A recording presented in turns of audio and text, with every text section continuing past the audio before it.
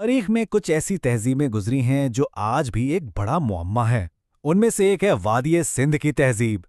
अच्छा, ये मिस्र और मेसोपोटामिया के ज़माने की तो थी, लेकिन उनसे कहीं ज़्यादा पुरस्रार और दिलचस्प भी। तो आइए ज़रा इसमें गहराई से उतरते हैं। आज का जो सबसे बड़ा सवाल है ना, वो ये है कि भाई 4,500 साल पुरानी एक तहजीब ने मुस्तकबिल के शहर कैसे बना लिए। मतलब ऐसी शहरी मंसूबाबंदी जो आज भी हमें हैरान कर देती है।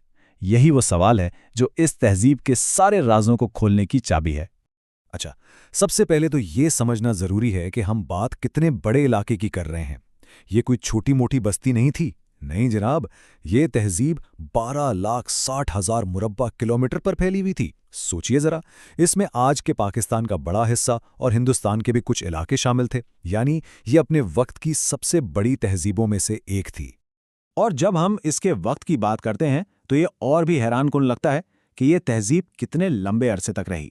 इसकी जड़ें तो 7,000 कब्ल मसीह की मेहरगढ़ सकाफत में मिलती हैं और अपने उरूज पर यानी 2600 कब्ल मसीह में ये तहजीब उस वक्त फल फूल रही थी जब मिस्र में वो मशहूर ज़माना एहराम बनाए जा रहे थे, और फिर तकरीबन 1300 कब्ल मसीह में ये पूरे इसरार तरीके से गायब हो गई।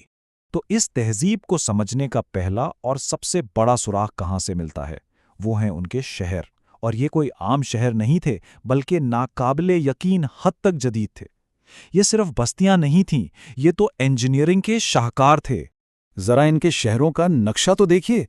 गलियां और सड़कें एकदम सीधी, एक ग्रिड पैटर्न पर बनी हुई, बिल्कुल वैसे ही जैसे आजकल के जदीद शहरों में ब्लॉक्स होते हैं। ये जमाने के हिसाब से एक इनकलाबी चीज थी। इससे पता चलता है कि उनका मुआशरा कितना मुनज़्ज़म था। और बात यहीं खत्म नहीं होती। इससे भी ज्यादा हैरान कुन चीज, इनके पास ज़ेरे ज़मीन निकासी आब का एक पूरा सिस्टम था। यानी ढकी हुई नालियां जो गंदा पानी शहर से बाहर ले जाती थीं। ये एक ऐसी सहूलत थी जो दुनिया के कई हिस्सों में हजारों साल बाद तक देखने को नहीं मिली। इससे अंदाजा होता है कि ये लोग अपने वक्त से कितना आगे थे। जरा मोहनजोदाड़ो का मुवाजना हजारों साल बाद के कुरूने वुस्ता के यूरोप से करके देखें। एक तरफ वादी सिंध में घरों के अंदर जाती गुस्ल खाने और मुनज़्ज़म कूड़ेदान हैं, और दूसरी तरफ कुरूने वुस्ता के यूरोप में कचरा सीधा गलियों में फेंका जा रहा है और हर तरफ बीमारियां फैली हुई हैं। फर्क बिल्कुल साफ है। उनकी अवामी तामीरात की सबसे बेहतरीन मिसाल मोहनजोदड़ो का अजीम हमाम है। ये कोई छोटा मोटा तालाब नहीं था, बल्कि एक बहुत बड़ा अवामी पूल था जो कमाल की महारत से बनाया गया था। और सबसे दिलचस्प बात, मिस्र या मेसोपोटामिया की तरह नहीं कि बड़ी इमारतें सिर्फ बादशाहों या अमीरों के लिए हों। नहीं, ये सब के लिए खुला था। अच्छा, तो ये सब मुमकिन कैसे हुआ? ये तहजीब सिर्फ शहरी मंसूबाबंदी में ही आगे नहीं थी, बल्कि माशी तौर पर भी एक पावर हाउस था। समझें कि ये कांसी के दौर का एक इंडस्ट्रियल हब था। और उनकी दौलत और सनत के चर्चे दूर दूर तक थे। मेसोपोटामिया की पुरानी तहरीरों में मेलुहान नाम की एक अमीर सल्तनत का जिक्र मिलता है, और ज्यादातर माहिरीन का यही मानना है कि ये मेलुहा कोई और नहीं बल्कि वादी सिंध ही थी। तो ये लोग आखिर बनाते क्या थे? भाई क्या कुछ नहीं था। लाजोवर जैसे कीमती पत्थर, टेराकोटा के खूबसूरत मुजस्समे, बारीक काम वाले मनके और म्यारी मिट्टी के बर्तन। इनके शहर और गांव हर तरह की खास दस्तकारी के मराकिज थे। और इनकी तिजारत का नेटवर्क वो तो बहुत ही वसी था। जैसा कि यहाँ नजर आ रहा है, उनका सामान हजारों किलोमीटर का सफर तय करके मेसोपोटामिया, खलीज फारिस और गंगा के मैदानों तक जाता था। इससे उनके असर रसूख का अंदाजा होता है। अब आते हैं इस तहजीब के सबसे मुनफरिद और शायद सबसे मुतनाज़े पहलू की तरफ। क्या ये मुमकिन है कि इतनी बड़ी, इतनी मुनज़्ज़म तहजीब में कोई बादशाह, कोई हुक्मरान तबका था ही नहीं? इस बारे में ना दो बिल्कुल मुख्तलिफ नजरियात हैं।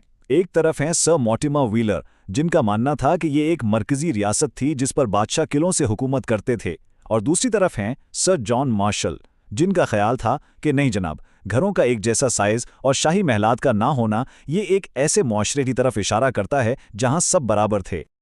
और इसी से जुड़ा एक और बड़ा दिलचस्प सवाल है, क्या ये लोग अमन पसंद थे? क्योंकि कांसी के दौर की बाकी सल्तनतों को देखें तो हर तरफ जंगो जदल का बाजार गर्म था, लेकिन इनका मौशरा हैरत अंगेज तौर पर पुरअमन लगता है।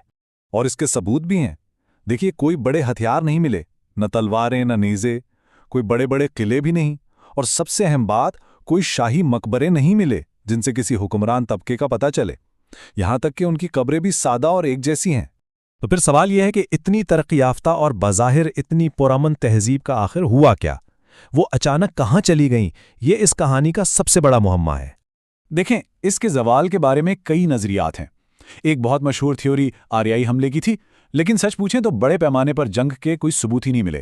ہاں، موسمیاتی تبدیلی نے ضرور کوئی نہ کوئی کردار ادا کیا ہوگا، لیکن جو سب سے مضبوط نظریات ہیں نا، ان میں سے ایک یہ ہے کہ شاید دریائے سندھ یا گھگھر ہاکرا نے اپنا راستہ بدل لیا اور اس سے ان کی زراعت اور زندگی کا پورا نظام ہی تباہ ہو گیا۔ لیکن ایک بات سمجھنا بہت ضروری ہے، یہ کوئی ایک رات میں ہونے والی تباہی نہیں تھی، یہ ایک بہت سست عمل تھا۔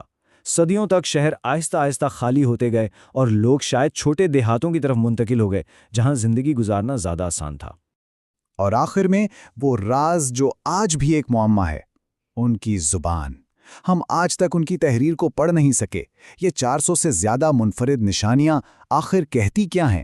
جب تک ہم یہ راز نہیں کھول لیتے، وادی سندھ کی بہت سی کہانیاں مٹی میں ہی دبی رہیں گی، اور یہ ہمیں سوچنے پر مجبور کرتی ہیں کہ نہ جانے ابھی اور کیا کچھ دریافت ہونا باقی ہے۔